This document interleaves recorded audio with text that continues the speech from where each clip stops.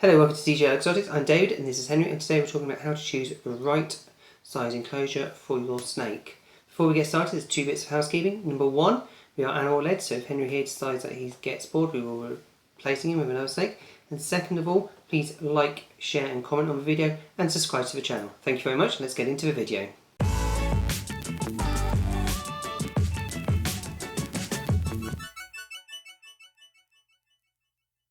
So the enclosure size for your snake is actually one of the most important aspects when it comes to keeping your snake happy and chilled and feeding well.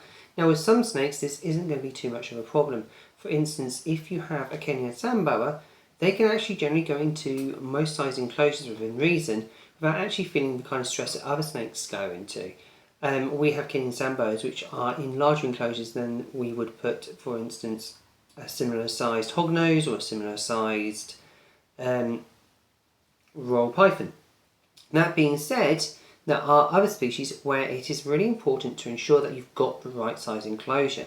And I just like to point out that the myth of bigger is not always better, it doesn't always encourage healthy living. They sometimes get too scared, can't find their water bowl, can't find their food, or just too nervous to be around. And that's one of the important things. Now there are two ways to look at the way that you choose the enclosure size, especially for a snake. Number one, you're looking at the materials. Now the reason why I say this is that some enclosures, such as clear plastic or glass, they may have dimensions, but those enclosures actually look bigger to the snake. Remember that they don't really realise that there's glass there, that they can't get through, that they're in an enclosed space. They see the glass and they might actually see the outside of it and think that it's also internal, part of their internal space. They might not be able to get past it, but they don't really know, oh, does the thing out there can't get to me. It's not really part of their cognitive ability. So what you've got when you've got a glass enclosure is that actually the snake may think it's in a much larger enclosure. The same with a clear plastic tub. There's also a couple of other things to consider. While glass can be very good at staying clean, you can actually wipe it down really easily. There are two issues with glass. Number one, there is research that suggests that snakes actually don't like the sensation of going along glass. To them it's too smooth, they can't get enough friction on there to actually move properly.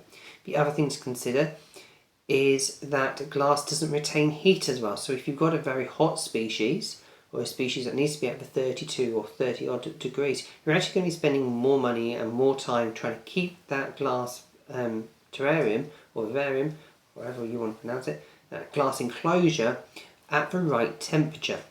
And that's very important to consider, because when you've got those heat systems on, they are going to be much higher.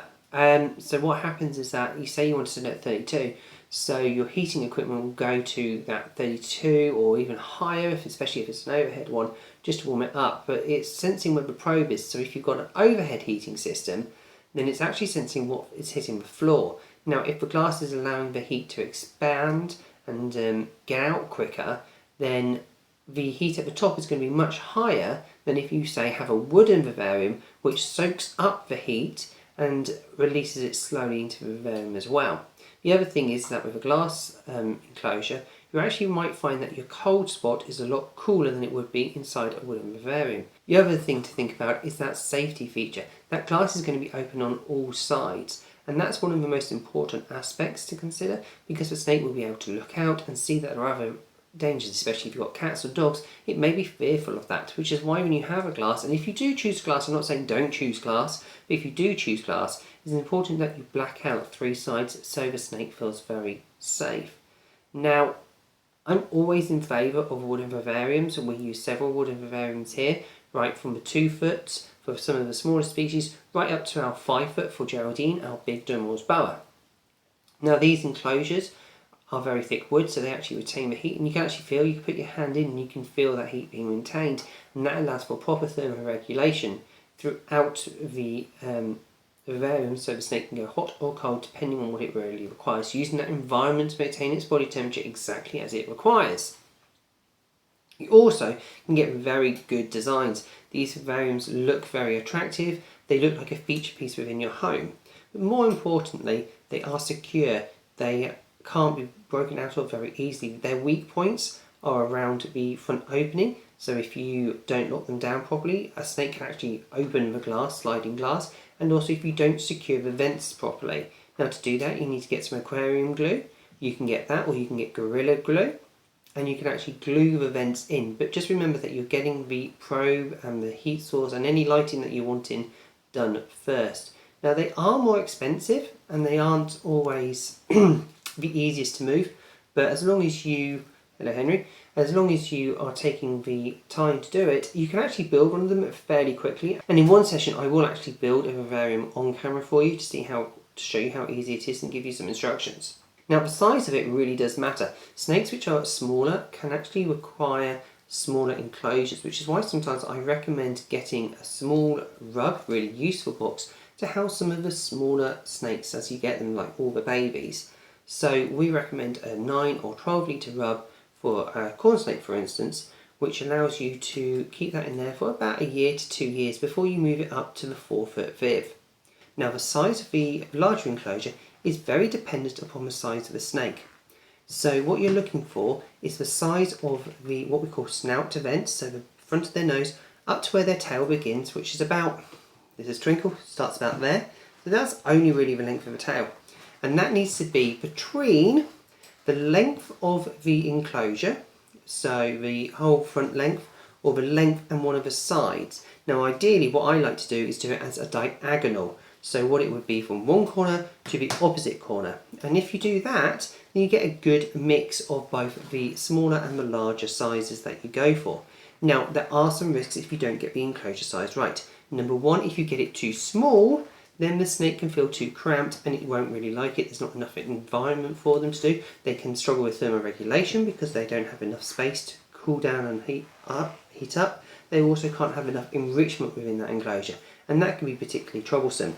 The other problem that you have, and this is one of the more things that you might struggle with, is feeding. If it is too large, and this is more true of royal pythons than it is for corn snakes, but it can happen with hognoses and it can happen with some other snakes, is that they will refuse food, and that can be sometimes one of the more troubling elements. And what you need to really consider is the importance. Now a lot of people always say bigger is better, but if you've got a snake that won't feed, then surely giving it something slightly smaller is going to be better for it if it would actually eat in there and actually really love its life. Because if it's not eating, it's not really enjoying itself, and that's one of the things that you really want to put forward first, for welfare of the animal, rather than this aspect of I'm giving it a great home because it's so big. If it doesn't like it, it doesn't like it. You need to go down a size. And one of the other things to really consider is also the placement of the vivarium or the enclosure. You want to try to stay out of direct sunlight, because this is where direct light can actually get onto the glass and heat up the vivarium, and that can be quite bad.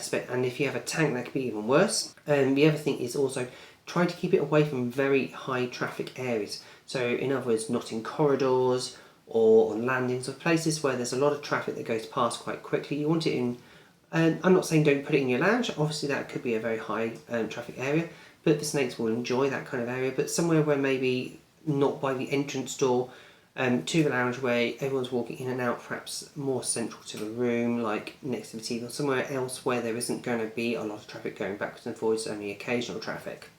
What you also want to do is make sure that you've got it easy access, so you can always clean, you can give the food in a hygienic way, and ensure that you can clean without causing too much mess to other parts of the house.